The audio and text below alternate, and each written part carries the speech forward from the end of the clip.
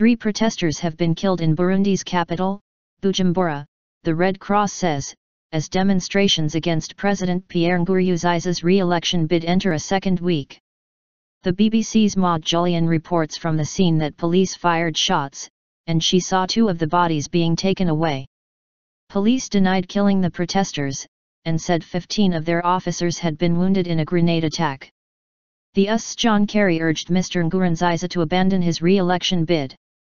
"We are deeply concerned about President Pierre Nkurunziza's decision, which flies directly in the face of the constitution of this country," the U.S. Secretary of State told reporters during a visit to Kenya. Defiance.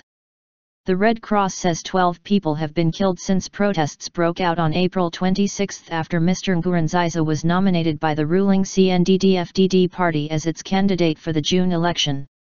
Under Burundi's constitution, presidents can only be elected to 2 terms in office, but Mr Nkurunziza's allies say his first term does not count as he was appointed by parliament. The government accuses the protesters of being insurrectional, and says Mr Nkurunziza will press ahead with contesting the election. The protests are the most serious since Mr Nkurunziza took power at the end of a 12-year civil war in 2005. Our reporter says more than 1,000 people are on the streets of Bujumbura's Musaga neighborhood in defiance of a government ban on protests. The latest clashes started when some demonstrators threw stones and the police responded by firing live rounds, she says. The army then arrived on the scene, containing the protests, she says.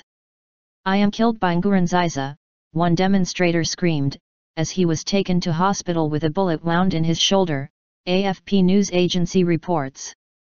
On Sunday, Army Chief of Staff General Prime Nyongabo pledged neutrality in the conflict, following a similar declaration a day earlier by Defense Minister General Ponchangasa Yubwenj, our correspondent says.